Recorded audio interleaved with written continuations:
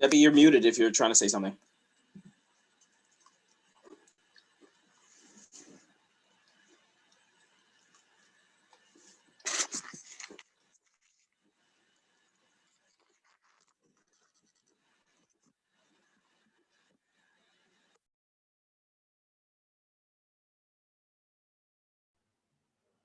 Hi, Khalid. How are you? Doing well, Debbie. How are you? Good. What's going on? Nothing much. Just another Monday. Yeah. Good to see you. It's good to see you as well. Good to see you. So Everything's we well?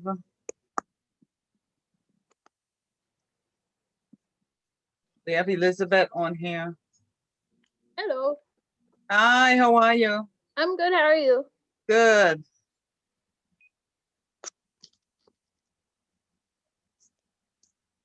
Are you, Elizabeth, are you a committee member or? I wasn't a committee member. I just saw that this was related to the EDC, and so I was curious. Oh, okay.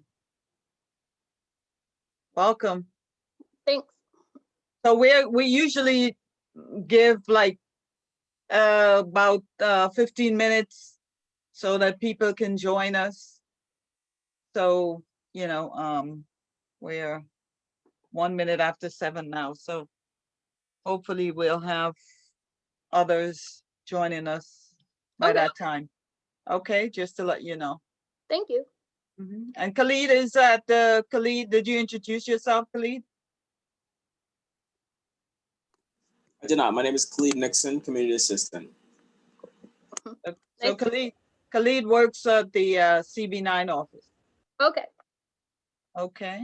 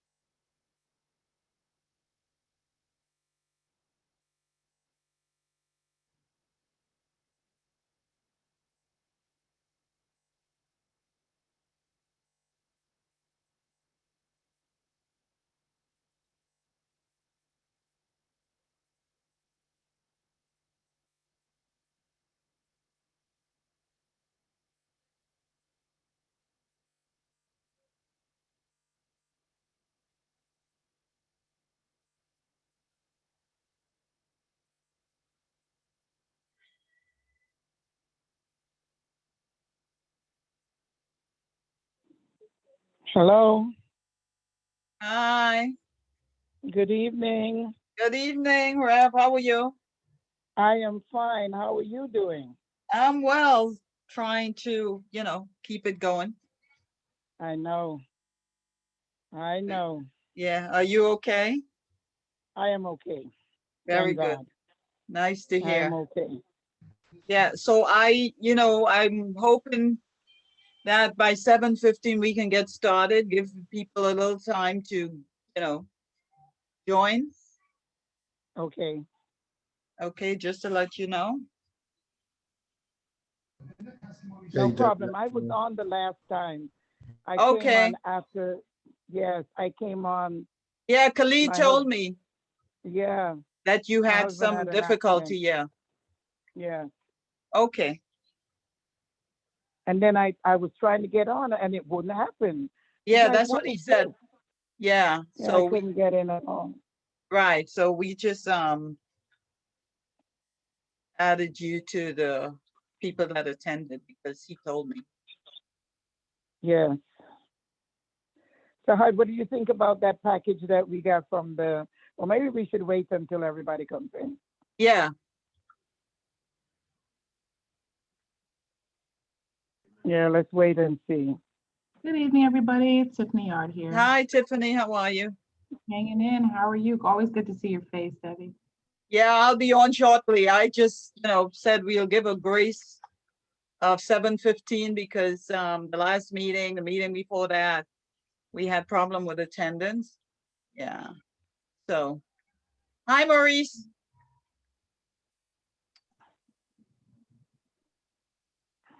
Hey, Deb, how's it going? Good. How are you? I can't complain. Ain't nobody Oh, listening. very good. There's no Yeah. reason to complain. There's a lot of need out there. Ain't nobody complain. I'm not complaining about nothing. I'm giving thanks for life, period. Yes, absolutely. I'm on 2 Zoom, so I may go dark, but I'm Okay, yeah. So 7:15, we're gonna start this meeting because I was giving people a little time to get on board. all right, cool. I'm here. Thanks. Okay.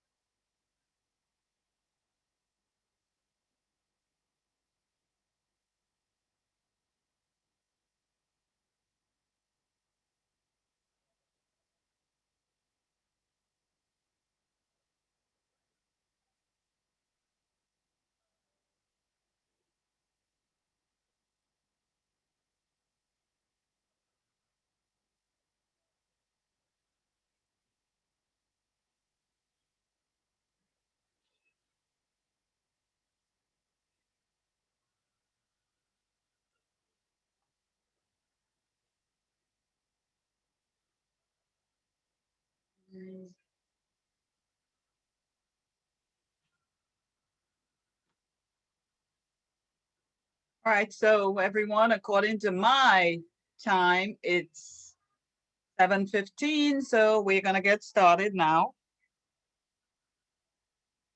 And I would like to introduce, is everyone on board?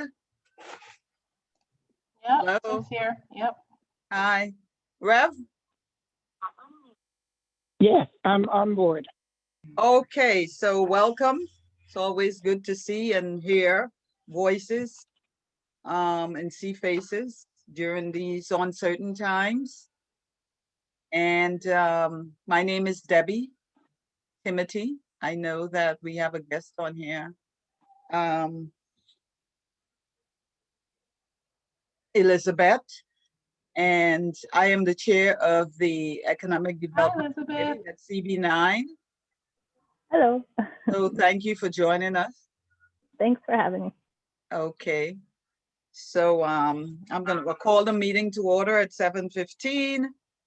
And during our meetings, for those that don't know, the Reverend Sylvetta Gonzalez is always providing us with a word of encouragement. So I'm going to allow her to do so now. Thank you, Debbie. Good evening to all of our members. Eternal God, you are a great Savior and our Redeemer. we stretch our hands in heartfelt gratitude for the resurrection of your Son and the mercies that he has afforded upon those of us who hold our Easter a time of rejuvenation. Eternal God, at a time such as this, when the pandemic has claimed so many lives, so many people have left us, so many are homeless and hungry, and still so many being hospitalized. Dear God, we are just grateful that we can hold on to the commemoration of your Son's resurrection, that we might be comforted in these perilous times, these vicious times of hunger, of death, and of need. We are only human, eternal God. CB9 has members that are just ordinary people. Baby, just an ordinary leader, eternal God, calling us to the forefront so that we can use our empathy and our love to share and to see to it that whatever is wrong in our community will be made right, whatever is crooked can be made straight, and where there is darkness, we can shine forth light. But we are just ordinary people trying to do extraordinary things for the advancement of our humanity. So in our weakness this evening, oh God, I just ask that you would lift us up, strengthen our homes and our families.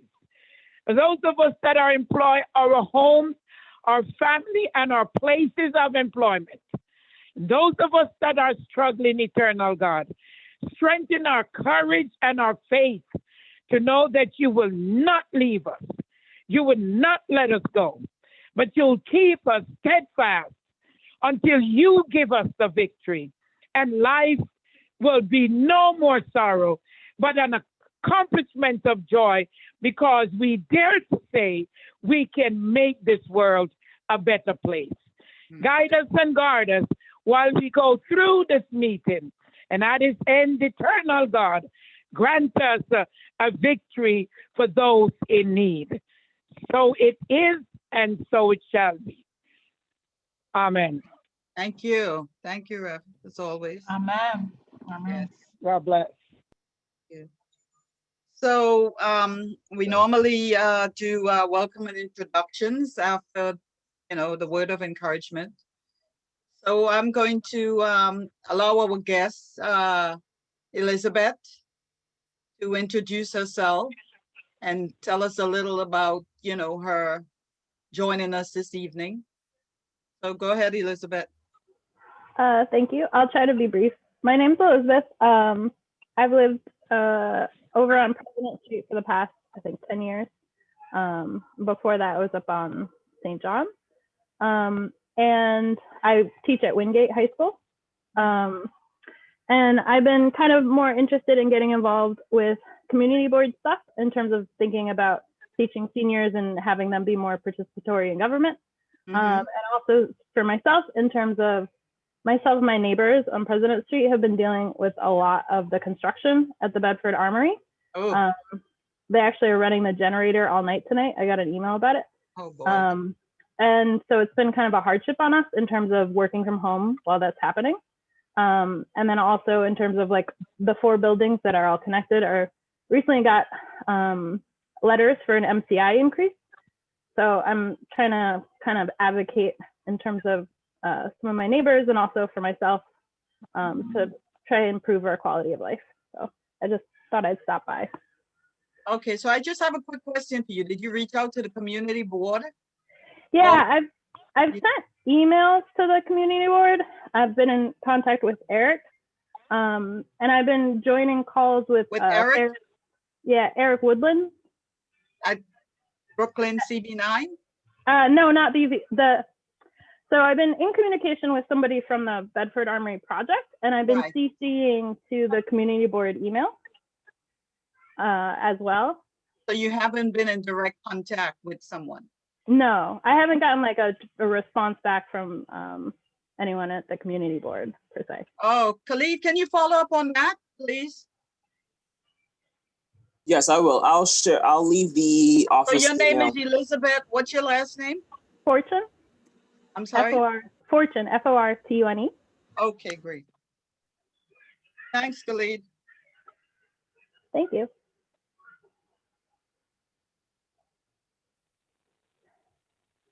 All right, so Maurice, you can go ahead and introduce yourself.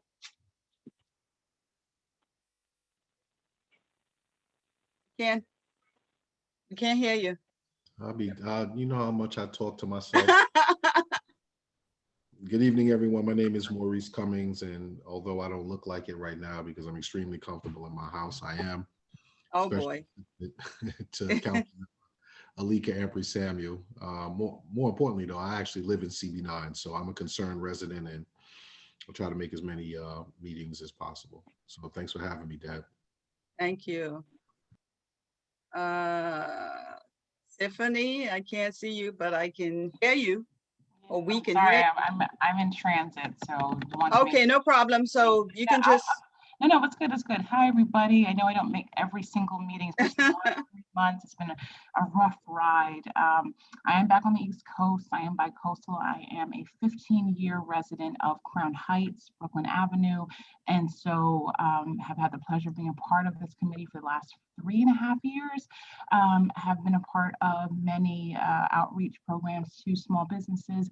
I am a small business owner, not as small these days. We're officially in 2 states, California and New York.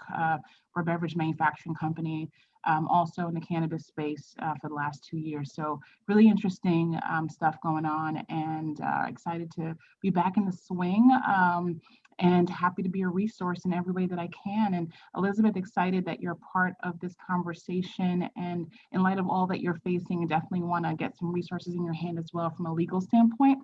There are some really great nonprofit pro bono lawyers that service the Crown Heights area specifically. So I'll make sure to find that while we're talking and put that in the chat. Okay, great. Thank you. I Good to see appreciate everybody. Rev, are you? Yeah, I'm here. Yes. I'm sorry. As soon as I get to my house, I'll be able to turn on my camera. I'm on my phone. Oh, okay. I'm on my phone. So, I'm just Bishop Gonzalez, and I'm here in Crown Heights, working to make sure that our students are educated and ready for the next round of their life. They're our next generation. Thank you. You're welcome. And Khalid, I see a number 718-475-9800. Yes, my name is Jonathan Berman. I'm a real estate agent.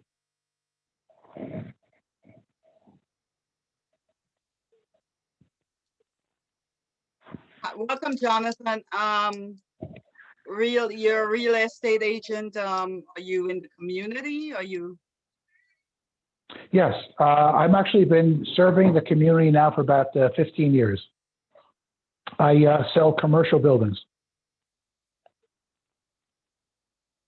And you said your name was Jonathan. What's the last name? Berman, B-E-R-M-A-N.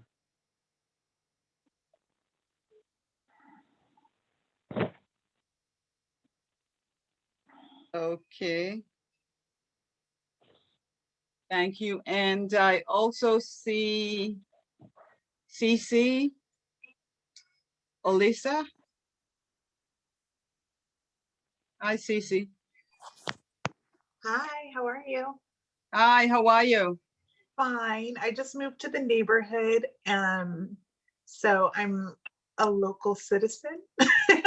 Okay, we all are. I've been trying to hop on the different Zooms to kind of get a feel for, how I can get involved with the community and stuff. I attended the housing board meeting last week, which was very informative. So Okay. I'm just here to sit and listen and see how I can be supported. Okay, so you're in Crown Heights, are you? I'm in Prospect Lefferts Gardens. Okay, same. Yeah, okay, well, welcome. Thank you. Is there anyone else that I didn't get to? Okay, so we don't have any presenters tonight. However, we do have some new business information. I don't know how many people received the agenda. However, the New York City, I don't know how many people are familiar with the New York City Open Culture Program. I believe that the application process started the beginning of April. What that entails is open street events, and there are specific guidelines in terms of how, you know, you go about applying to have an event and the number of people that you can invite to the event. There are specific locations for these events throughout the boroughs. So it would be good if you know anyone that, you know, a musician or someone, an artist or someone that you can, you know, provide the information to. All of the information is on the nyc.gov website. So just to put that out there. Under the new business as well, we have, we've been having some issues with attendance, and I know everyone is pretty much zoomed out. I am, between work and home. I'm totally zoomed out because every minute there's a Zoom meeting. I mean, given the current circumstances, I guess we have to appreciate that. But yeah, it would be helpful if we can come together as, you know, on a monthly basis as scheduled to do the business of the community. I, you know, hate to be the only committee member making decisions because that's not what a committee is. So I just wanted to let people know. Debbie, I just put the open culture link into the chat. So if anyone wants to take a look at Oh, great. type and the application info, it's there. Yeah, thank you so much. Okay, so we had a presenter that was scheduled at last month's meeting, Mr. Deshaun Moss, and he's from the Brooklyn Chamber of Commerce. And he presented on providing assistance to, well, he didn't get to present, so I had him present at the general board meeting for those who were, you know, at the meeting that that evening. So he provided us with a presentation on programs and assistance for local small businesses, which was very informative. You can go on their website and see all the information is there. And Two he's questions also, on that, Debbie. I'm sorry? Two questions about Deshaun. The last time we heard, last time I heard from him, the fall of, I believe, probably 2019. My God. Right, he was with the small Department of Small Business Services. At that time, right, and he moved to Right. a different department now with the promotion. Great. I was curious about the information trucks now that we're all emerging from COVID and with the Right, world right. So I'm getting there. Okay. Yeah. Got it. So there's a planned proposed small business walkthrough with Mr. Mars, and hopefully some of the electeds walk through the corridors of the community. It's in the planning phase, so, you know, I will be, or the community board will be passing the information on as all the details come together. So that's one of the things that we hope to be doing. I would say sometime in May. Those are the times that was proposed. I believe he mentioned, the district manager mentioned April, but I don't see it happening in April. So I'm looking forward to May, because I know they said that they had to reach out to the Assembly Woman's office to get some information. So I believe that as the information becomes available, you know, we will all have that information. and be able to What? join. And what's the purpose of the walkthrough exactly? Who is it meant to reach, and what's the scope? Well, it's for all, just to walk through and speak with the businesses that, are in the community and get a sense as to their needs. And hopefully provide, some assistance to them. I mean, I know that, as we all know, the last rounds of money that was given by the federal government, a lot of our small businesses were not able to get any resources. So hopefully we can focus on providing them with some of that assistance with all the money and resources that is coming to New York City, according to Senator Schumer, who was on our general board meeting in February.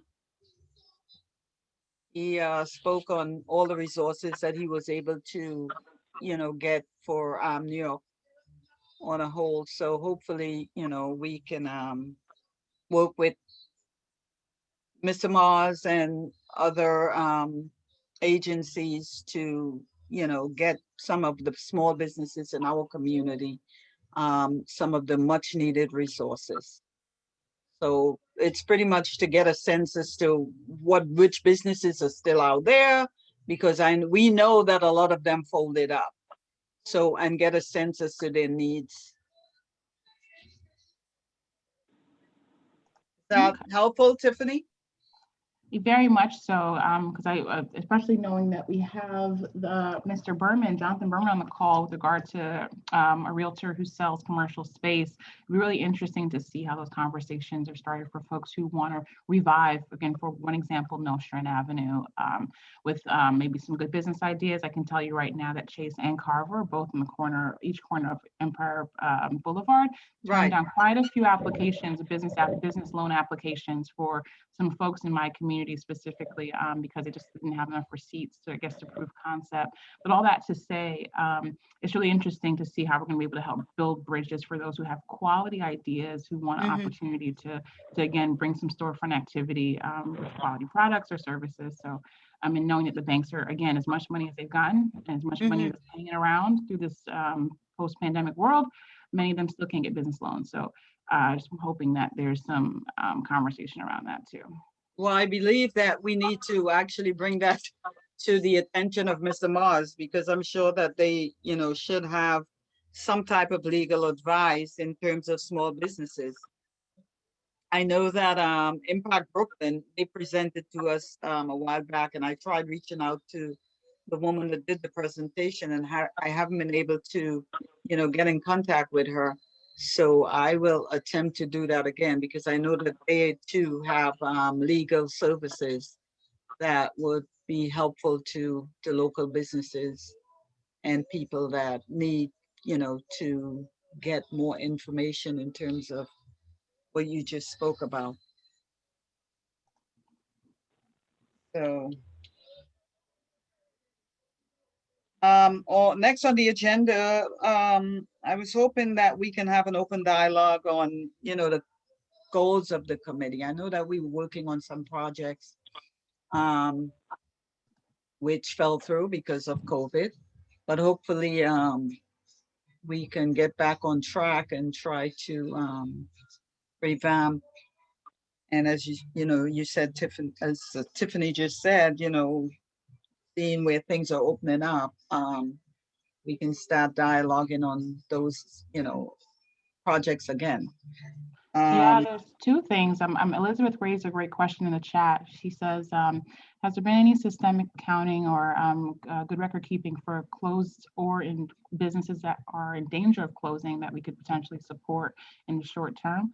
I think that's a fantastic question, and it lends itself to what is the plan this year, especially around just revitalization. I don't know if we do enough work with Zelnor Myrie's office or Diana Richardson specifically. I've had opportunities to head up to Albany and talk to quite a few lawmakers over several things, but I realized locally, CB9, we don't have a lot of collaborative work together. And I see a lot of parallels of what they promote individually, specifically Diana Richardson's office. Right, right. compared to, and I feel like there's just needs to be more synergy, more collaborative work done, because I again, agree. I feel like we're running in two different, running on the same track. Yeah, in two it's different lanes. everybody's doing their own thing.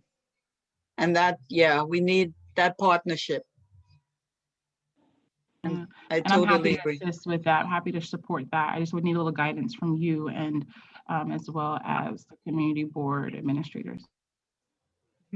Okay, so we can collaborate on that and try to reach out and find out, how we can, work together in terms of this community and the businesses in this community. That would be helpful, as opposed to everyone doing what they, deem important, and, we should build a partnership and try to work together. And I think that there is someone from their offices that's supposed to be attending these meetings. However, I don't know, who those individuals are. So That's good to know. Okay.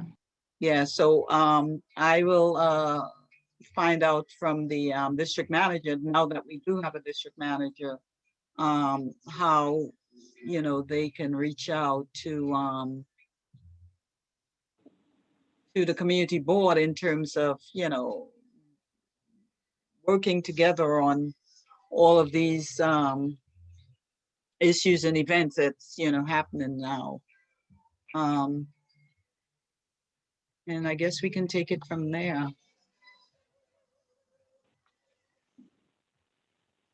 Elizabeth said that she has been in contact with Farah Sufrant, Forest office. Yeah, because I don't know how many of you are familiar with the associated supermarket closing issue. Yes, that, and also what's going on with the Botanic Garden. Oh yeah, 960. Yeah. Mm-hmm. Yeah.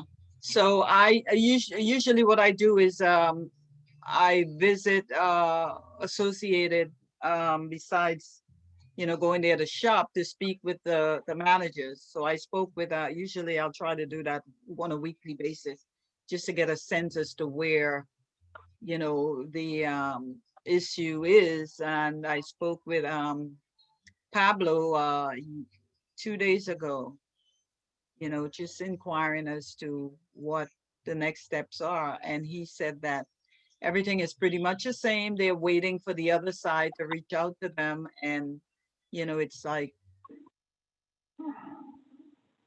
everything is at a standstill. So they don't know, what tomorrow may bring, but hopefully they will be able to get a response soon, because, this is a business. They have to provide goods to the community. They have to purchase these goods.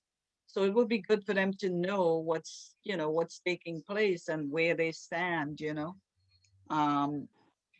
given all of the seniors that we have in this community, and, that this is where they shop, and, it's a difficult situation. So hopefully everything will turn out in the best interest for everyone that's in the community, because I don't know what would happen otherwise. I mean, having a senior go to Western Beef, or, where's the other supermarket? Way down on Nostrand and over Eastern Parkway, or towards Church Avenue. I mean, I don't see that happening. So hopefully, we can hear something with an illuminating outcome in the not too distant future on the associated supermarket. So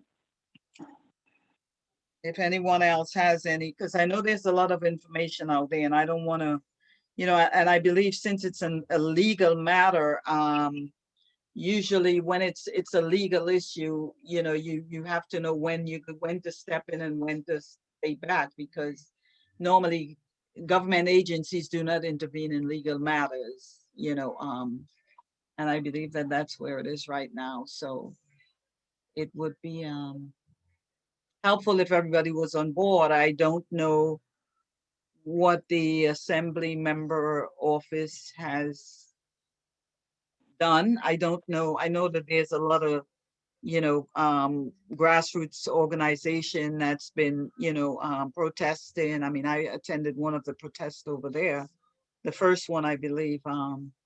So, there's a lot of information out there, but, I guess we have to be very cautious in terms of, making, decisions without knowing what everybody else is doing. So that's where I am, and that's my thoughts on that. So does anyone else have any questions? If not, we're gonna move to old business. I don't know if Jonathan has any information that he wants to provide us with. Regarding the supermarket?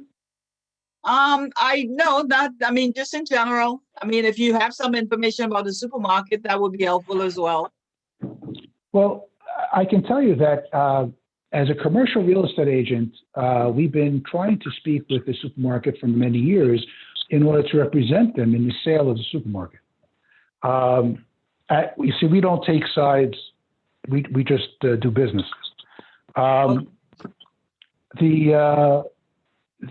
supermarket has been a good candidate for a development site, and if you develop their condominiums, then it's really very hard to have a supermarket downstairs, because the average condominium buyer will not want a condominium, a supermarket below. On the other hand, if you build a rental building, then there's absolutely no problem, because actually it's beneficial to the developer, because, as you know, there's a bonus for having the supermarket downstairs, a bonus in terms of air rights.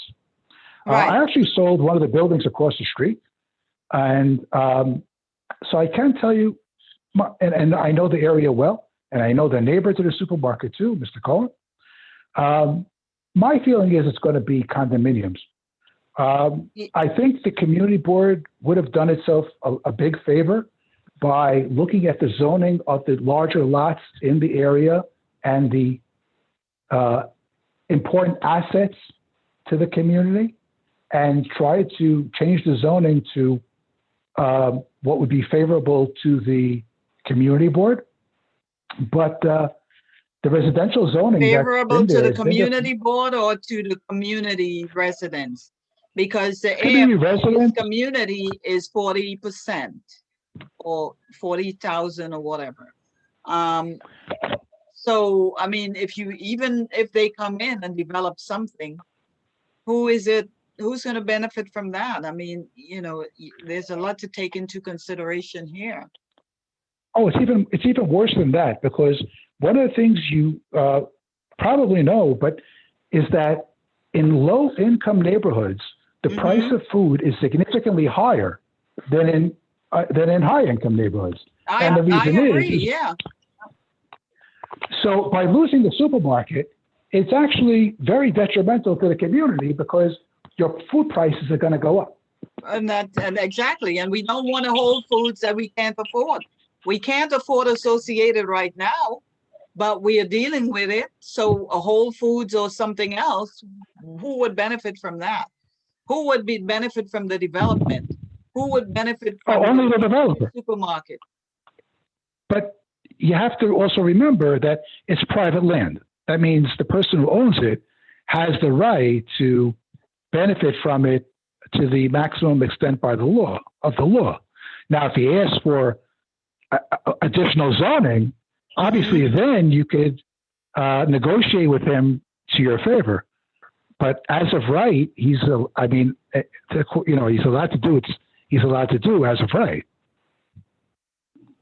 It's a great point you raised, Jonathan. I'd love to learn more about petitioning for zoning changes and who has, I guess, a usual timeline to execute something like that.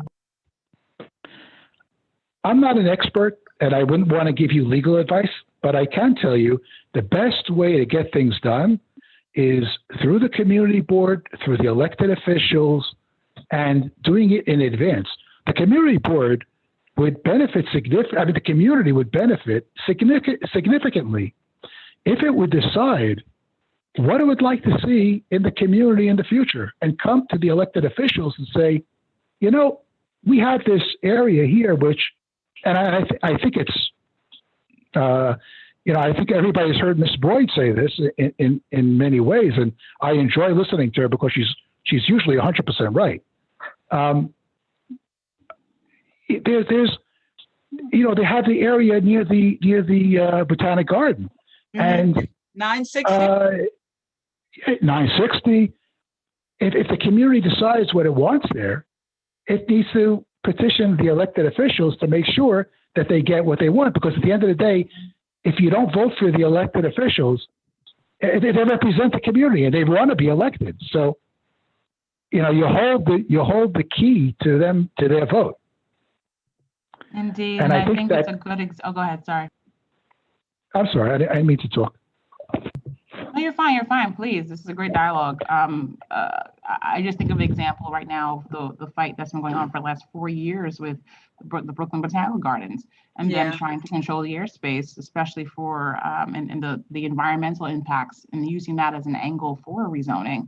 Again, just realizing that's been such a long, drawn process, and knowing they have so many dollars tied to the efforts to get that done. When thinking about CB9 and as small as this group is, and what that looks like, and again, us having a serious fundamental issue that needs to change, which is what I just raised, and us running in through 80 different, you know, same track, 80 lanes, as opposed to really coming together and wanting to help build bridges to get those conversations started. Because you're absolutely right, Jonathan. Like, if we're not petitioning and fighting for this, but again, to get that started, and is it really going to take 4 years to do a rezoning of our neighborhood to protect it?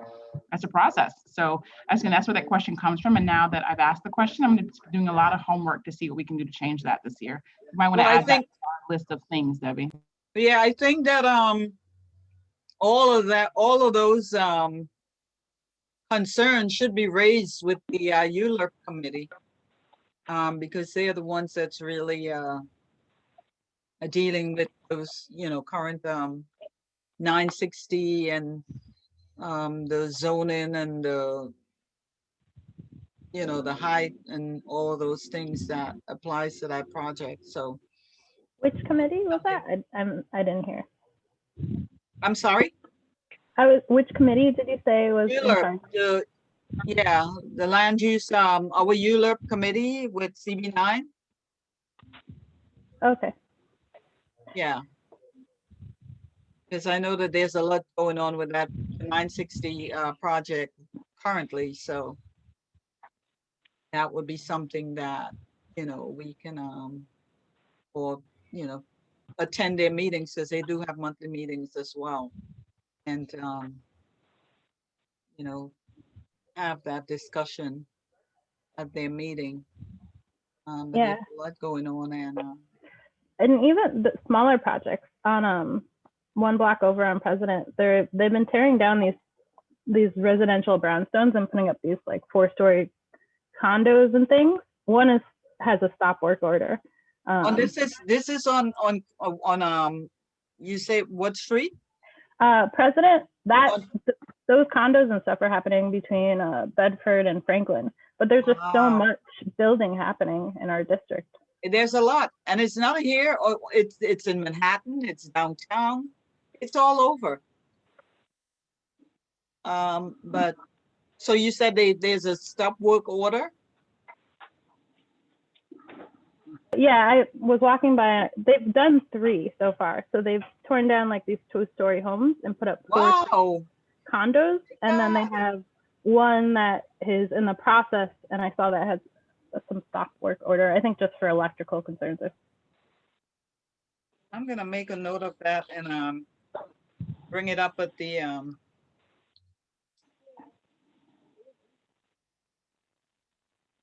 The executive committee meeting. This is on.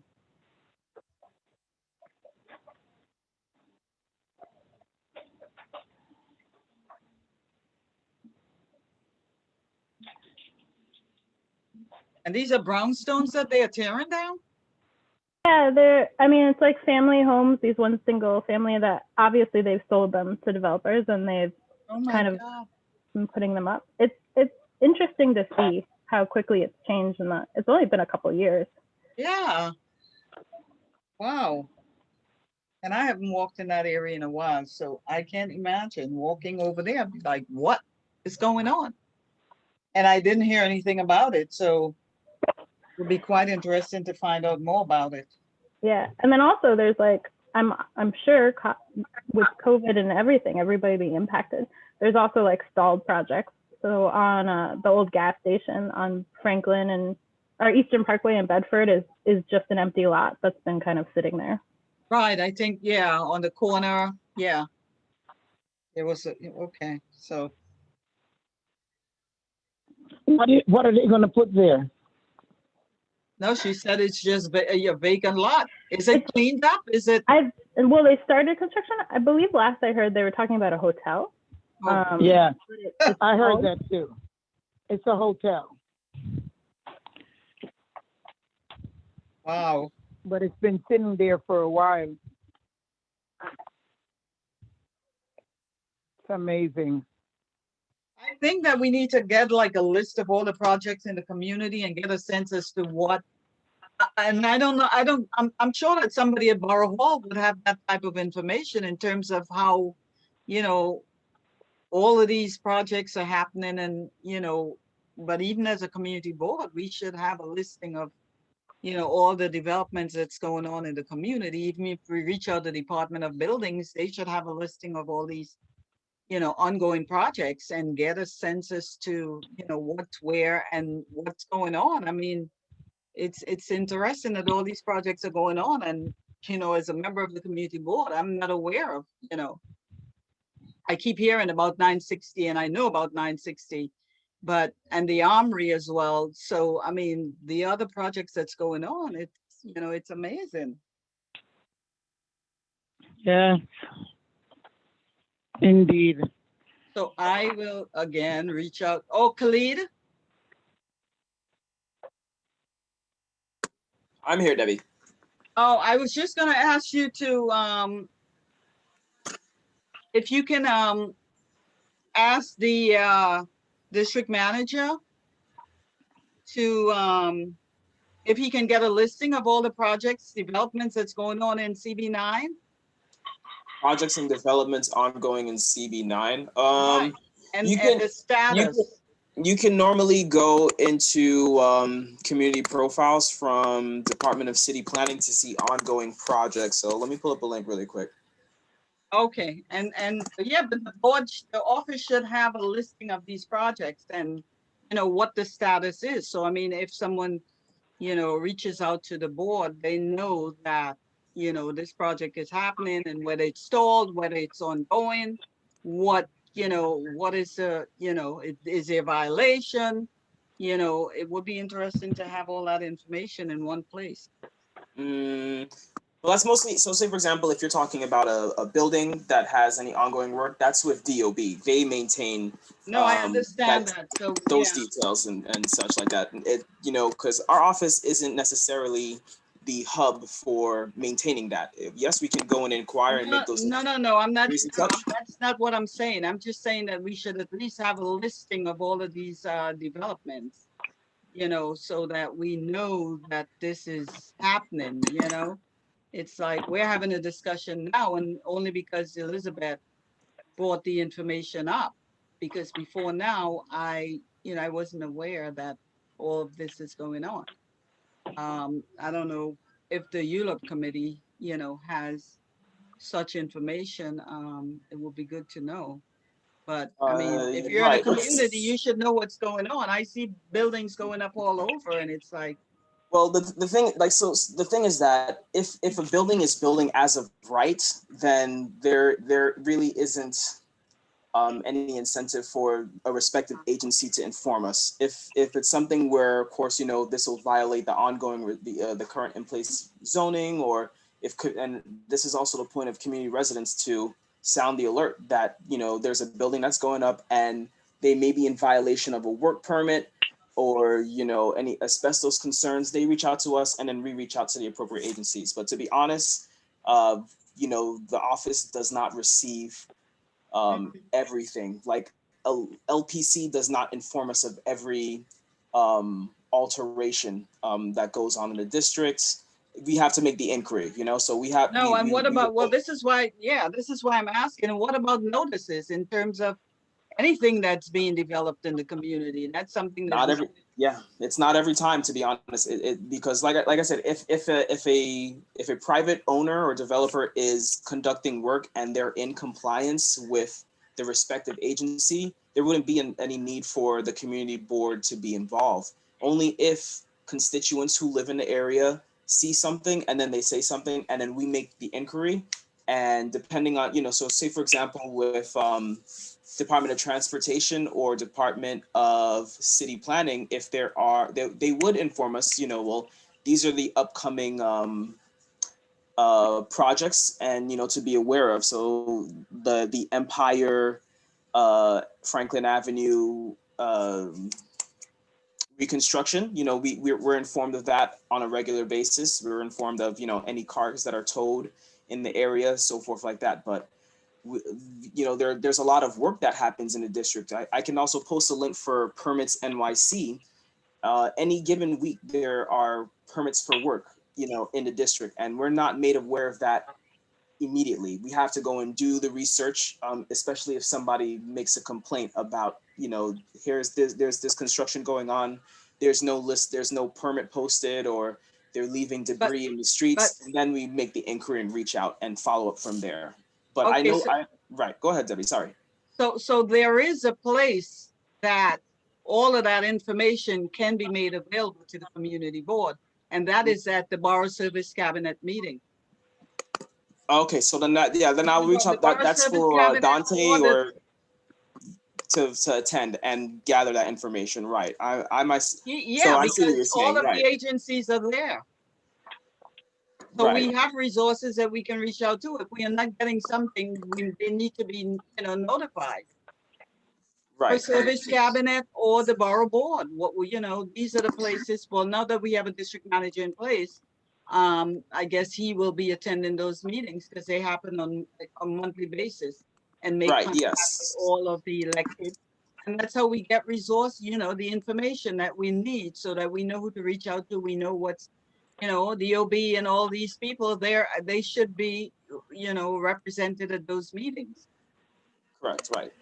So, yeah, so that's something that, you know, for Dante. Yes, Dante. Mm-hmm.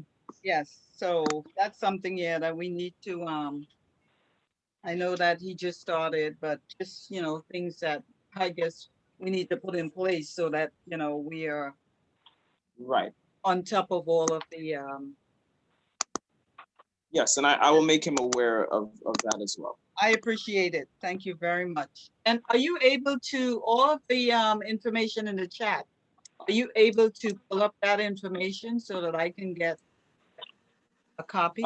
So with the community profiles for Planning NYC, that is, and of course it has listed the 960 Franklin Avenue rezoning. And if you click into it, you'll be able to review the applications that are currently available with NYC Planning. It'll inform you of what the project is, or at least, you know, where the project is at this point, at this juncture, and other like documents such as the special permit, legal document, zoning map, et cetera, so forth like that. Right, yeah, that's what city planning, right? Right, and then with the other one I have, yeah. Right, and then with the other link I just posted, it's nycstreets.net. It's the permit management system. So it's an interactive map, and you can go across, you know, dates for intended projects in the area. And you'll be able, once you say, for example, if you see a project on a street segment or an intersection, you can click into it. and see the permits that have been submitted to DOT and certified, and including the contact information for the relevant parties conducting the the work in order and Okay. so forth. All right, so I think we kind of straying off topic because I think that all of those particular issues are for the Euler committee. So I Right. guess. So Committee. right. Well, but I mean, and to answer your question, really is that we're not made aware of everything that goes on in the district. It's just that we have to once we're made the inquiry from a constituent, we have to go and follow up with these respective agency interaction Right. tools Yeah. to No, get I the got. information and follow up. That's what I mean. Yeah. No, I got you. And what I was asking you, the information in the chart, are you able to send me a copy of that information, whatever is in the chat? Right. I can send you these links via email if you'd like. And all the information in there that people have. Are you? Yes. The chat is saved, and I can save you a copy and send it to you. Yes. Okay, great. That's all I need. And thank you for your input. We strayed off, but at least people get a sense as to where they can go if they want to hear more about a certain development or something like that. Yeah, I appreciate the links. I feel like I want to find them on my own. Say that again. Saying thank you for all the links. I feel like I would have found them on my own. I know it's very difficult unless you really, with NYC.gov, if you don't know where to go, it's very complicated. So I'm glad that we were able to provide you with some information, some helpful information. Thank you, Khalid. So let's move on to our old business. So we are back on track.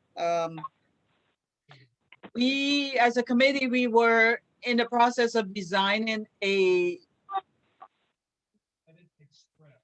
shop local bag for the community board, and we got to a certain point, and with all the COVID stuff, and I guess people doing different things, kind of fell off track on that. So I was hoping that we can talk about that a little, unless someone else has. I don't know how many people are familiar with Bagu. It's a company that does all types of bags and designs and colors and whatnot. I was going to make contact with them to find out the cost and all of the details that go along with a shopping bag. At some later date, we can have an event, whether it's Grow NYC food event or something that, as a committee, we can come up with to distribute and promote those bags, or, whatever community events, is going on, we can use them there. We were also going to do a sign for the businesses, their windows. Greg Clark was supposed to be designing that, so I need to also follow up with him on that. We do have some resources, and hopefully we can, use some of the resources for in fiscal year 21 rather, to purchase or before June 1st. As we know, our fiscal year goes from July and ends in June of the following year. So that is quickly approaching. So, if we can come up with some type of, idea, or, I know that there's a lot that's going on. We are talking about a lot. But at the same time, we can try to complete that process. Yeah, I think that's a great idea, Debbie. Again, number one on the list, I'm really gonna turn my attention to figuring out how we or how to best support you as we try to figure out how to get Zelnor and Diana's offices more aligned with what we're doing. Right. Especially on the zoning portion, but to your point about this, this could be a great way to incorporate people into the revitalization of commerce, especially as the world opens up from COVID. And I think this is a good time to do it. So like to prepare now for a July push. The bags are from a logistical standpoint, great point, you know, it's something tangible. Yes. But we need to partner with like the Brooklyn Chamber of Commerce from an amplification standpoint. We need to push on how to figure out how to connect with Zelnor and Diana's offices as soon as possible, because they do a ton of outreach. I mean, they give away food, they give away toys, they purchase things from local vendors, and then give it back to the community on a regular basis. And so with all of those things that are just happening in and around, again, that's being one example of the work that they do locally. Yes. And the food pantry, that's every week right there in Empire in front of Diana's office. So things that can help support and create just dialogue around, hey, where is this store? Where is that? You know, again, all those things can be tied back to the Brooklyn Chamber, because Elizabeth raised a great question of who's in danger of closing now, who is already closed, because the list that we had once upon a time is moot, you know, 2019. Right. So, yeah. So that has been on my agenda in the past, and hopefully we can come up with a list that's more updated in terms of, and this will happen with the walkthrough, because I'm hoping that we can, you know, get a sense as to what's out there and where once this, you know, walkthrough happens. Yeah, I think, you know, again, if we say, hey, you know, 2 weeks after 4th of July, we're going to do some type of push, you know, because folks are going to want to travel if they're doing anything to get the heck out of, you know, their regular routines, especially again as the world opens up. Two things. Say you pick July 20th or something for this event, so to speak.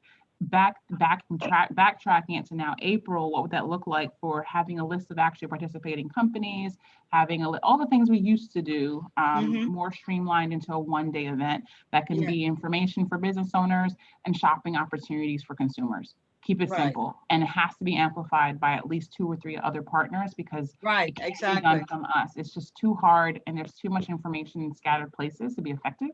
So I would say Brooklyn Chamber of Commerce, I'm happy to make a few calls there to support, again, subject to your leadership, of course. Second, obviously, figuring out with all of these different links that we have here, to again, get that streamline going. But again, those two are two assembly folks. They've got a handle on what they're doing, how they're doing it. We need to plug in and combine forces. Okay, so definitely. Now, as I said, we do have a district manager in place, so, you know, we can have him, you know, reach out to their offices and, you know, express our interest in, you know, partnering with them on doing some things in the community. Debbie, and I was just thinking, you know, as the gentleman said, the one who spoke about when we remove when the associated is gone, that the prices of food will be increased in the neighborhood. Absolutely. And what increases along with that is price gouging. And it's happening right now. So can you imagine? Right now. So if we can include that into Mary and Richardson's agenda, you know, to make sure that these people that have to now just go to the corner store are not going to have to spend $30 for a gallon of milk, because the price is going up because Associated may no longer be there. Right. That's like, you know, you're in the depth of the pandemic trying to get a can of Lysol, and you walking on the street and you see them displayed, and they're asking you for $40 and $50 and $60 for a can. Good. Yes. And I'm like, you know, I think that I will stick with my bottle of Clorox and some wipes and, you know, keep it moving. I'm not going to pay that for a can of Lysol. No. So it was unheard of. I was stopped on President Street and Nostrum. A lot of people. In the pandemic, a gentleman was standing outside the Korean store, and it's between Union and Eastern Parkway. And as I'm walking, I guess they're still there. And as I'm walking along, and he said, "Miss, can you believe they're charging 15 cents for a plastic bag inside of there?" I said, "Well, you need to report them and don't buy it." Wow. So things like that are happening. And if people are making money with the bags, You go into certain places and they have a little stronger bag and it's like 50 cents. So it's a situation of whether you buy it or or you just leave it there. And it's like, okay, you don't want plastic in the dump areas. However, the garbage that goes out on a weekly basis goes into a plastic bag. So where is that going? Maybe So, you're too smart. oh my God, I'm like, I think I have too much time to think now. And it's like, what are they really doing?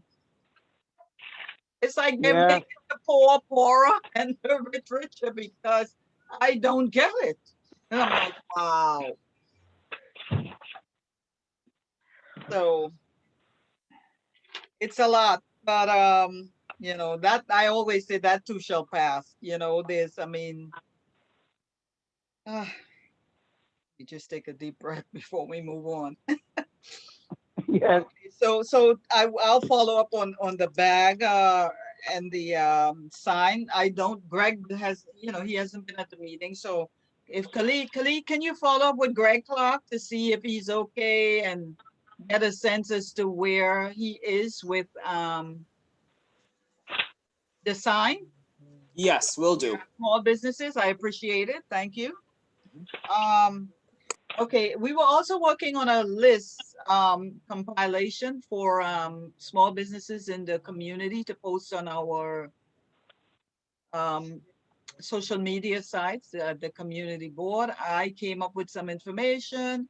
I believe, Tiffany, I sent you some information to add to your list because I didn't want to duplicate. I don't know if you were able to come up with anything. And I also The last time I saw that list, Deb, was I think maybe September 2019. And so I will say that we should probably do a refresh. And I think we're probably more equipped to, present an opportunity for Brooklyn Chamber of Commerce to give us something that's more concise with active companies. Might be a good Okay. place to start for our area. I'm happy to do that as well. Okay. And I'm putting in the chat, I'm kind of putting my own notes out. Please correct them. Just what are our North Stars for the next 12 months? And I just placed 2 there. So hoping we can keep that list rocking again, and of course, subject to how you normally keep notes on this. I just want to keep a mental note of what exactly we want to execute on. So I can, Okay. again, be best supportive to you and the committee. Okay, great. But those 2 North Stars in the zoning, the small business commerce revitalization with the shop local bag and all of that. And then you mentioned here now really getting a good, some type of, excuse me, I'm escaping words. Some of the words are losing me now. Okay. A repository of just names of businesses in the area. The question Right. is, what do we do with that list? What's the point of that list? Well, I think the point of that list is so that we can have that list available at the community board because I don't think Directory, that's they the word I'm have- looking for. Directory. Yeah, they don't have an updated listing. And given COVID, I don't know what the last list that I sent looks like. So that would be something that needs to be updated and kept in a place where. Got it. You wanted to live on the site, on the CB9 site. You want to live on our socials. Okay. Right. So yeah. So we can have that so that everyone has access to it. And in terms of the reusable bag, I will follow up on, with again, Greg was supposed to design, the front of the bag to say something about CB9 shop local reusable bag. So we have to follow up with him to find out where he is with that. And but in the meantime, what I will do is reach out to Baglo and see what their price ranges are when you're buying in bulk. I mean, honestly, this might be a good time to even pause on the design, because what that bag really is an amplification of a program or some initiative, right? Some type of swag, right? So yes, if we're looking at our North Stars now to figure out what it is we're focusing on, that bag could send a more powerful message if we really know what we want people to galvanize around, right? So do we want to kind of take a step back and kind of realize, okay, what do we really want to do with our local community out of these North Stars that we're developing? And on that bag, you can put that message there as part of something they want to hold on to as a visual reminder of what we're working on. So it might be worth taking a pause on the bag design just to get these things locked in and then make something fresh for the July program. If Okay, that's so the date you even want to go with. okay, so that, we can do that as well. Okay, so I will ask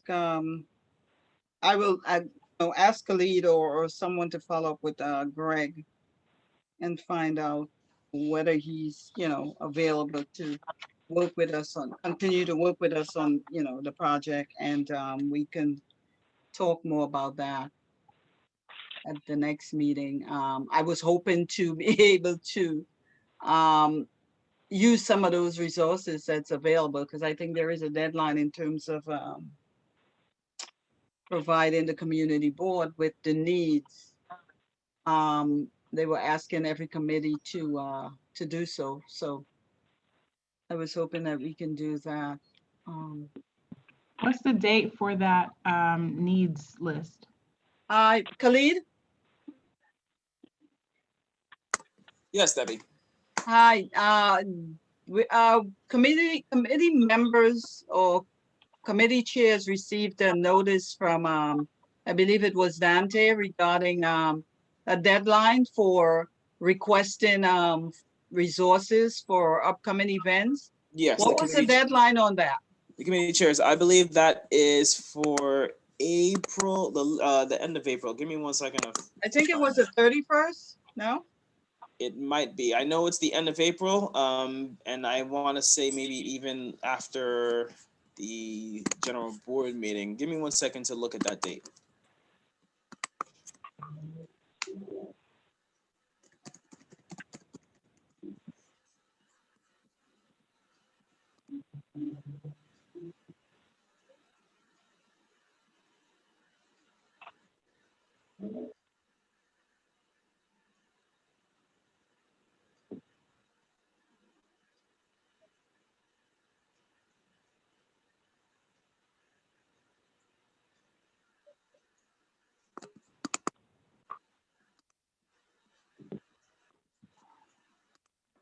Yeah, so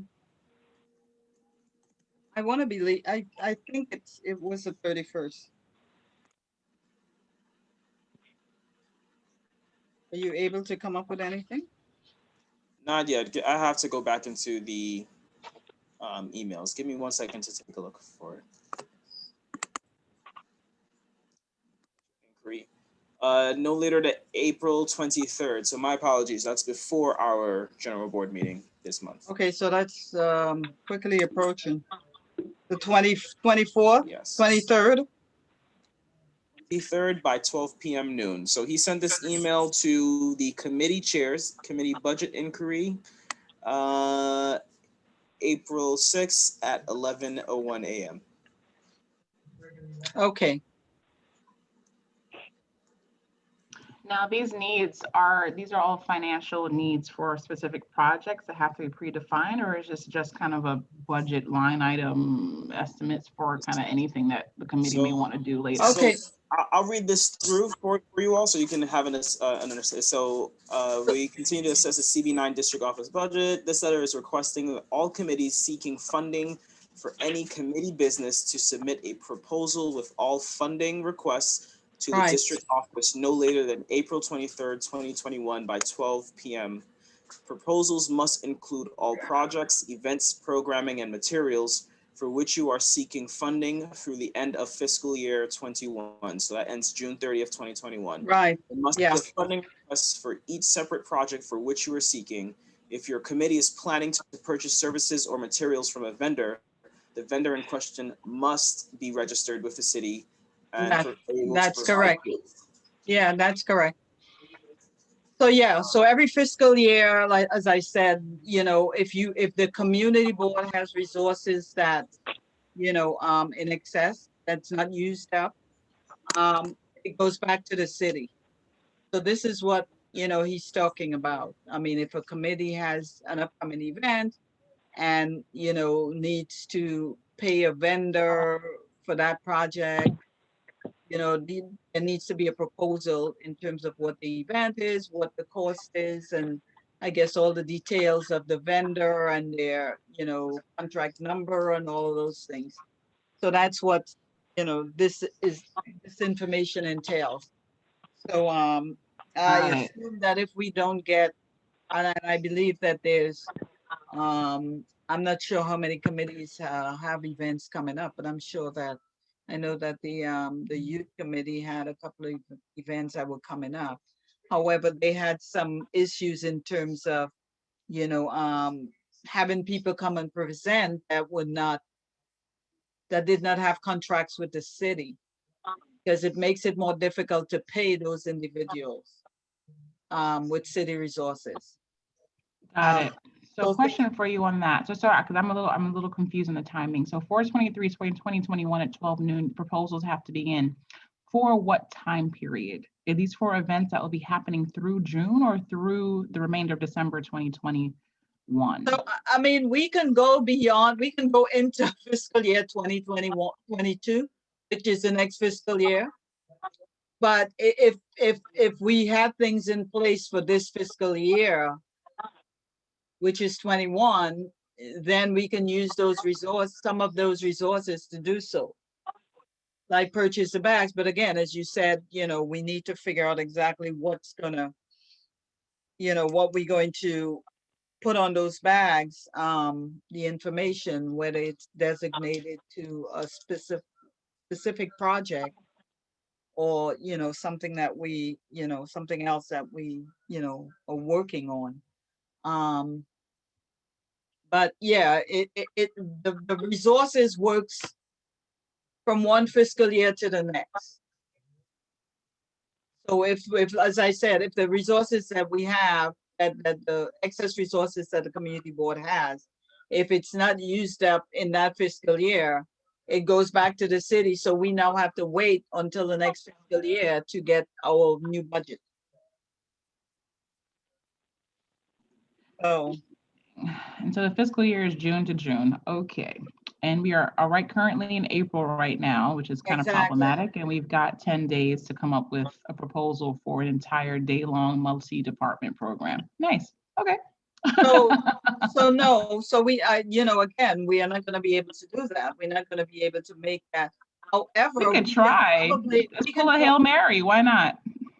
Yeah, well, we can at least come up with the signs so that when we do the walkthrough, we can provide the businesses with the signs for their windows. I think that would be something that is doable, providing that Greg can come up with one of the designs that, he sent us to do so. Because I believe that it requires getting laminated and all of those things. I will say, no shade to Greg. Sorry he's not on the call right now, but I love what Elizabeth just put in the chat. Elizabeth, feel free to chime in. CC, anybody, feel free to always jump into the calls. I love what she just placed in the chat. She was like, why don't we incorporate some student artwork? Because this would incorporate then, from an economic, development standpoint, we're getting our consumers' children involved in the process, which adds some really great opportunities for storytelling and to get folks bought into the ideas that we're putting out there to the community. I love it. I see a win-win there. And we pretty much have Elizabeth's classroom to do it. We can choose her entire class. And sounds like a plan. I am concerned about the deadline, but I think that is a kind of a generally good idea. They're also I know there's so many schools in the area. It only takes one really great design or opportunity. Yeah, honestly, I would keep it simple and just say, hey, let's send a call for artwork to Wingate. That's where your school is, right, Elizabeth? Keep it simple for this one, and then maybe expand it, if we do well. But I think that the design would have to include that CB9 Community Yeah. Board 9 and shopping local as kind of like the primary focus. Yeah, that'd be the primary focus. But again, there's aspects of this being twofold. I think for the July program, it'd be one on getting people out of COVID and spending with the companies that support or need their help in their neighborhood. And then obviously, how do you give back? Well, some type of discount program, or again, the bag is one aspect. There's something we can think it through, but if we got 10 days to come up with a proposal just for this one thing to say we spent the money, then let's go ahead and do that. And Debbie, I'll ping you out after this just to see how I can at least put the framework together and then flip it to everybody on email thread and call, and we'll just fill in the blanks as fast. Okay, so One thing that, hi, this is Cece again. One thing that I think would be interesting would be to see how we could do like a lead up towards July. I've had this concept, being someone that just moved to Brooklyn, of like, it would be so cool to have a map, like a fun map of like 10 businesses that like I was intentional to support. Maybe it's like, if you shop at one of these businesses, the bags will be there waiting for you, like kind of like a treasure hunt. Ooh, I like that. yeah, well, I think Impact Brooklyn had something similar, a program similar to that, that they did with their Shop Local program that we will partnership with them on. 2 years ago. Yeah, where they pretty much did something similar to that. So that's something that can be done as well. Yeah, I do remember. I don't want to derail the conversation at all, but I did hear a lot of what Mr. Jonathan said about the zoning and things like that. And my understanding from the previous community board meetings that I went to is that it's really in the elected officials' hands, and that there's an election happening in June. So I know we have a North Star for July, but the decision makers who are about to decide if we have sunlight in 4, 8, 16 years are about to get voted in. So I didn't know if there's some way to rally around making sure the right people are, I don't know if we have, I don't know. I just wanted to bring that up. Like, there's an election in June. It's a pretty big deal. It affects all of the things that we're talking about. So I don't know if there's a way to loop all those things together. If this is not the place for that, please excuse me. It's my first meeting. So you're pretty much talking about the upcoming elections. Is that not what you're saying? Yes, ma'am. I'm just wondering if okay, I don't, this is not the platform for that. I mean, I guess we can, I know that there's a lot of events and Zoom meetings coming up to meet some of these people that's running for, I'm sorry, Miss Debbie, I think maybe you misunderstood what I was saying. What I'm saying is, when this is the second community board meeting I've been on where the answer seems to be that the elected officials are the reasons why grocery stores are getting canceled, price gouging is happening. And so as community boards, how do we make our voices heard to the people that are about to get voted in June? I know we're planning something for July regarding the Shop Local event, but do we mobilize as these different boards? Like, this stuff is happening to us, but it's actual people who are making these decisions. So I'm not asking for like a political rally or anything like that, but like, how do we make sure the elected officials know that we don't appreciate Lysol being $40 and we don't appreciate not having sunlight? Is there a way that? Okay, well, what I was about to say was that there are platforms to voice that message. I think some of the what's her name? Rodney's Bichot. She has been having a lot of these people that's running for offices on a platform or a Zoom meetings, and people can join in and, ask questions. The community, we had a few people that's running as well at our general meetings. I had one person at one of our economic development committee meeting. So there are platforms to, ask questions and, find out where, people are going and what their thoughts are in terms of, our community, to voice that type of information. In terms of the community board, most of the times I've seen where they would, come to the general board meeting and introduce themselves, and pretty much that's it, in terms of, if you have further questions in terms of what they have to offer, or, I think that that's for a different platform. And like I say, there's a lot of meetings that has been going on. I think there's one going on. I think there was one over the weekend by Ms. Rodney's office. That she's been hosting a lot of these electeds or people that's running for some of these opportunities in the community. So I think there are platforms where, one can voice their, Sorry, go ahead. raise their questions and, have that discussion.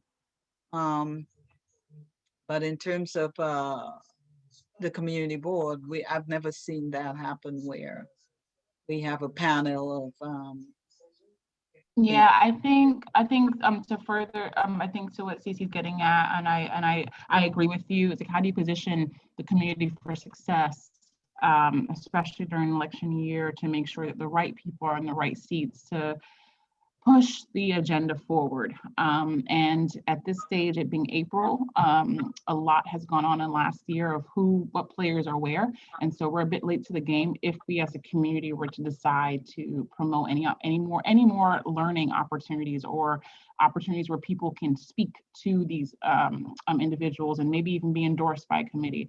Though we have never, and as Debbie had mentioned, we do not endorse candidates, right, as a general matter. I think I'm sure Khalid can speak more to that on the rules and regulations around what community boards can and can't do. All that to say, whoever is in that seat should know what we want.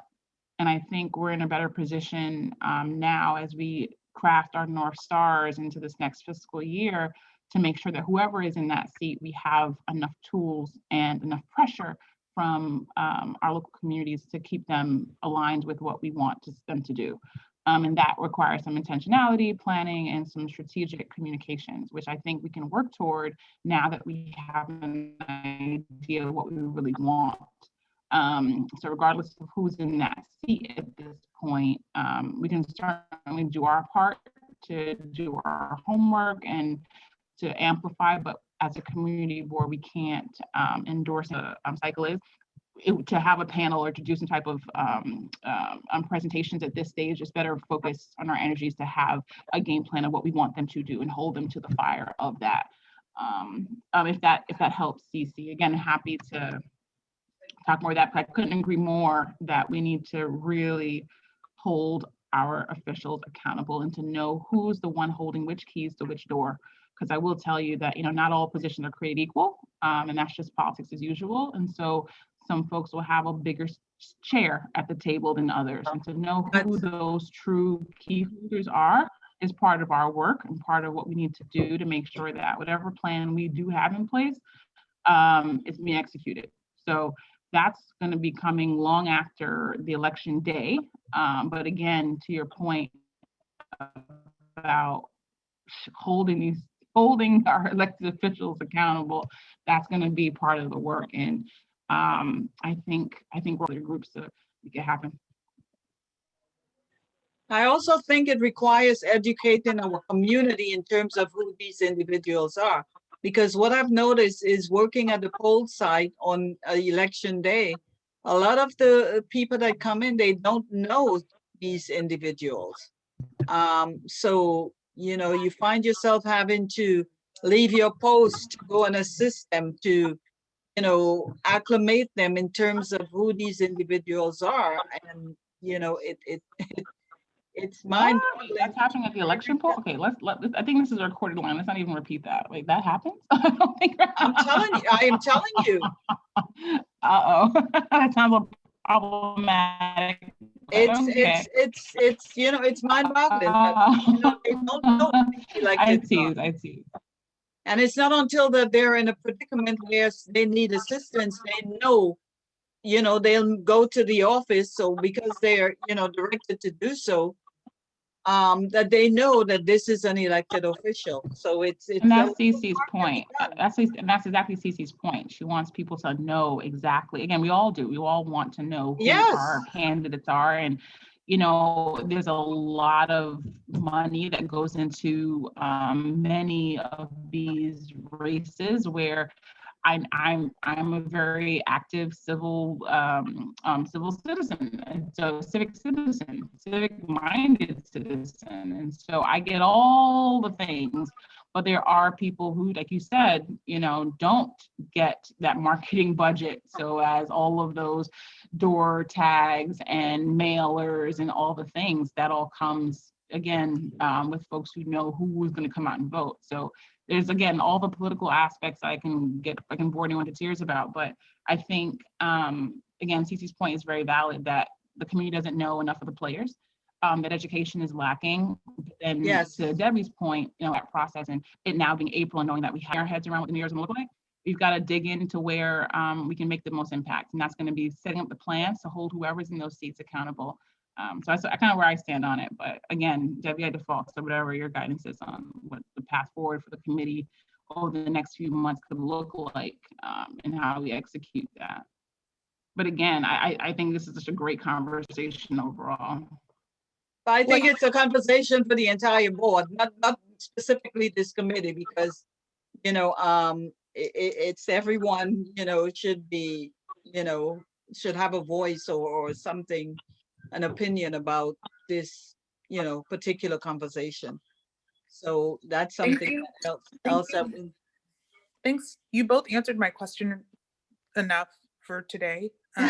Both said was helpful. So thank you. So yeah, so hopefully we can collaborate on that more, but as a board, in terms of, you know, so are you planning to join the board at any point, Cece, or you just?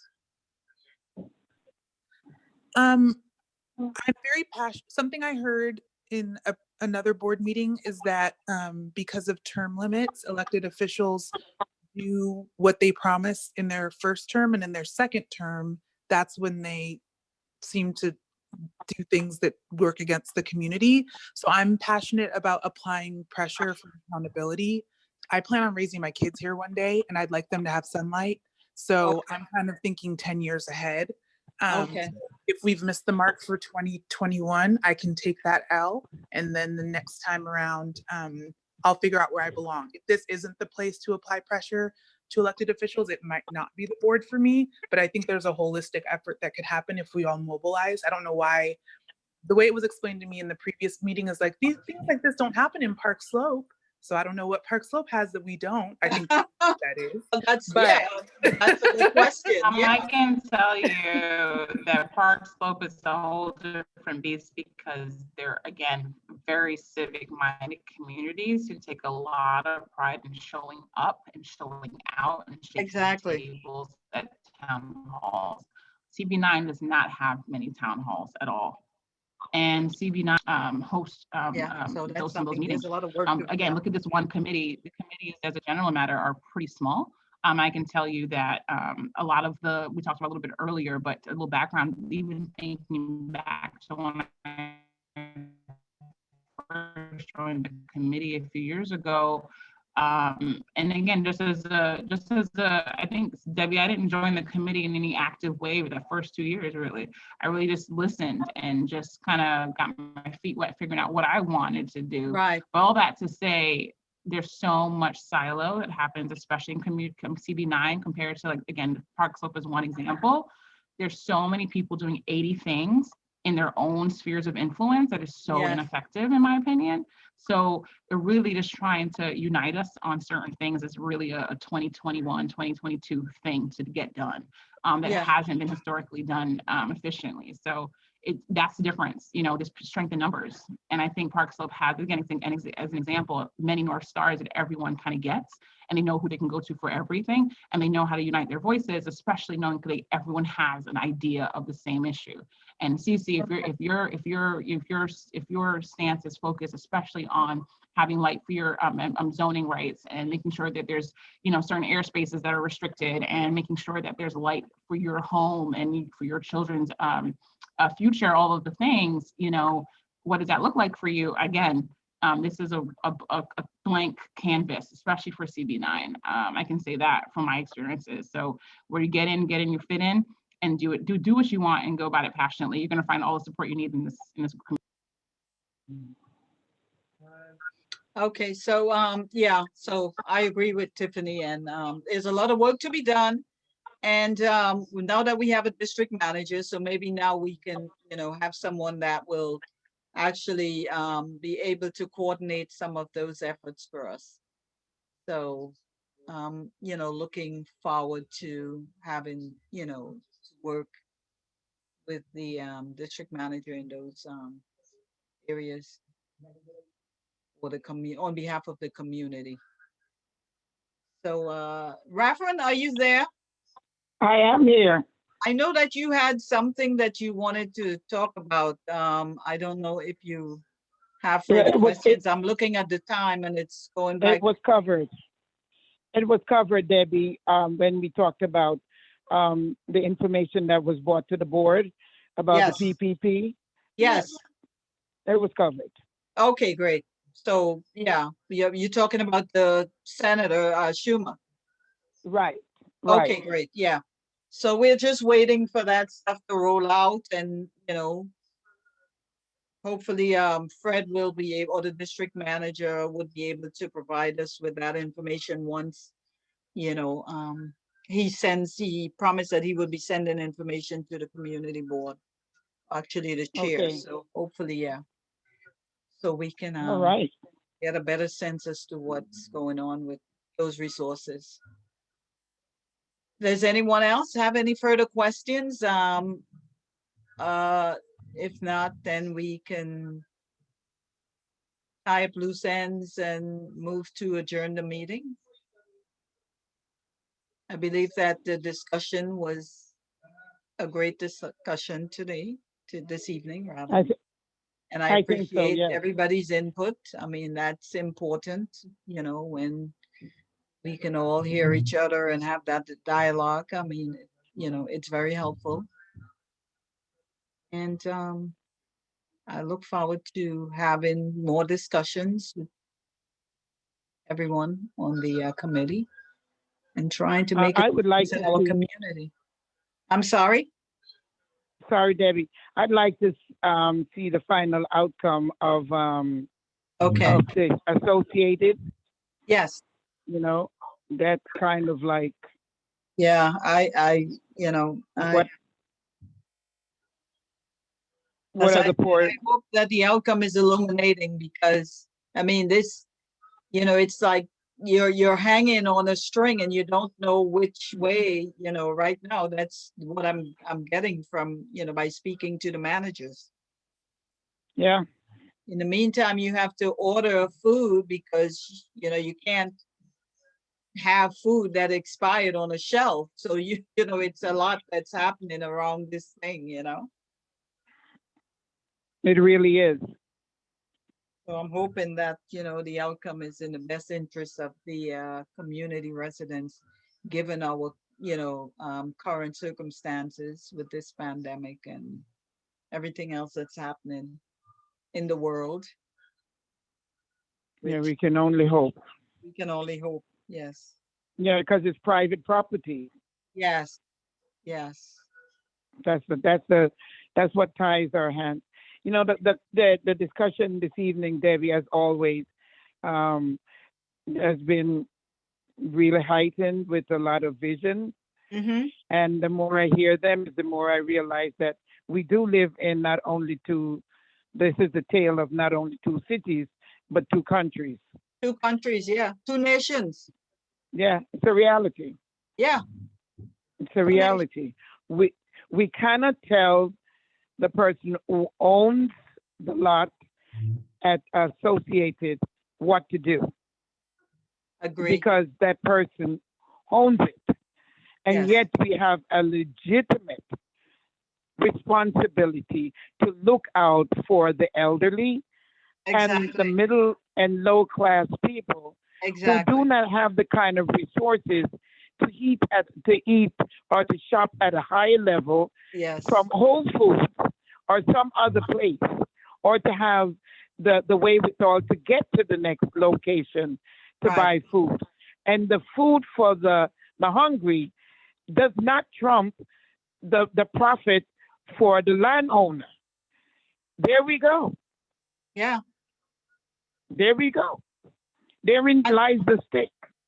And not only that, the resources that, is coming into the community in those boxes, whether it's from the federal government or what, not everyone can, consume those, that type of food. Exactly.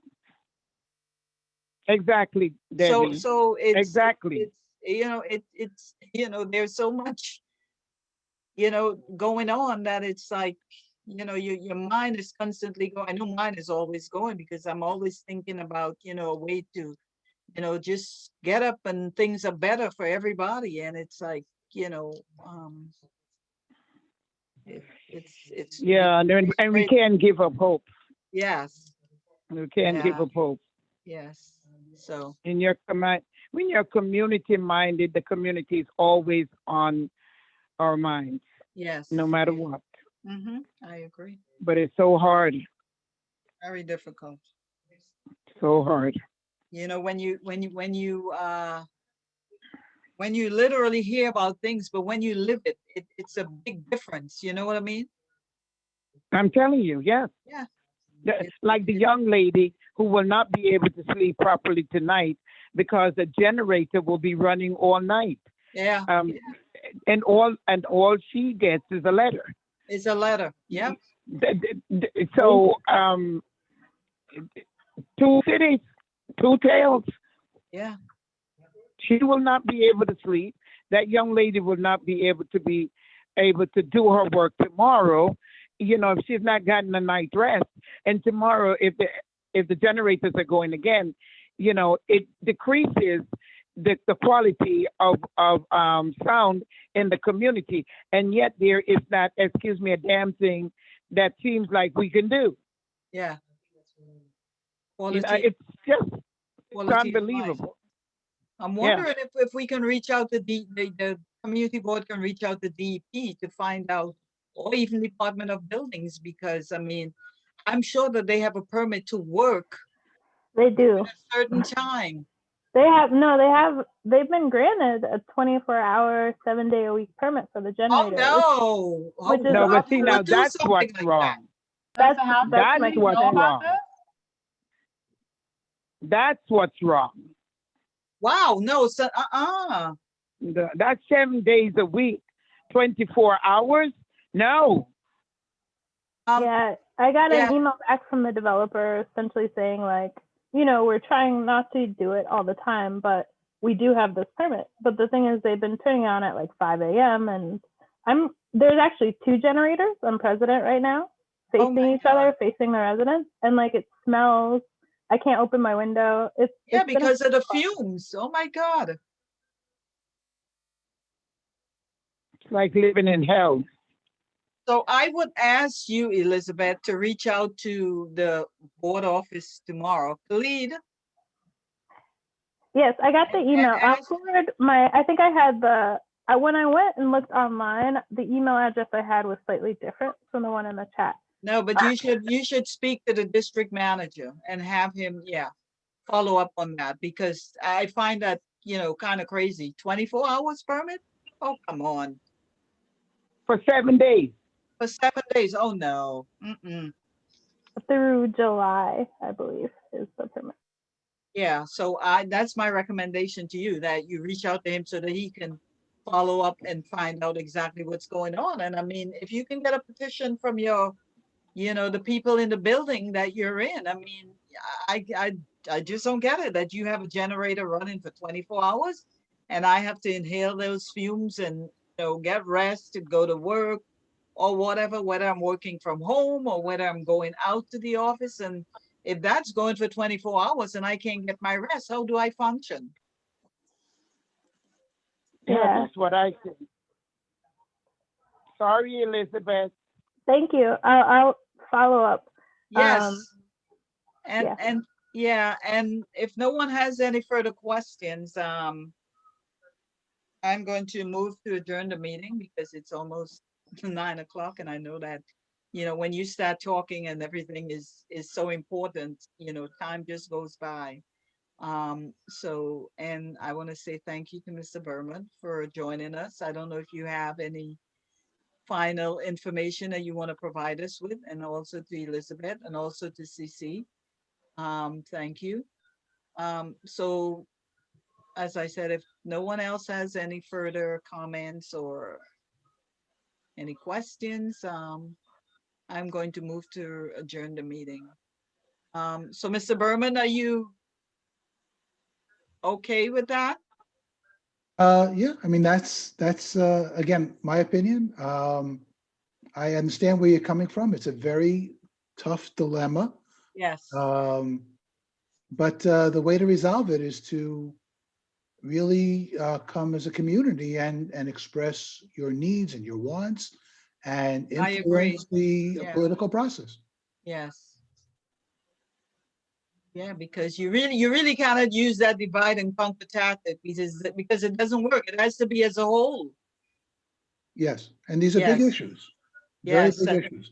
and You I go to agree East with New you. York, Yes. I places like agree. East New York, there are no supermarkets. Yes, The it's cost tough. of food there is tremendous. Yeah.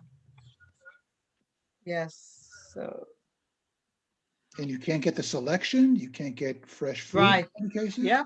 It's whatever. Yeah. Whatever the local store is willing to hold. What they can afford. Yeah. It's very tough. It is. Yeah. So I want to thank you for your input and for joining us at the meeting. And hopefully we will see you again. Thank you. I appreciate it. So I will move to adjourn the meeting. And I hope that, everyone stays well and safe. And I will see you at, if not the general board meeting, at, another meeting on next month meeting. And I appreciate your time. Thank you. Thank you. Have a good evening. I Thank second the you. motion. Thank you.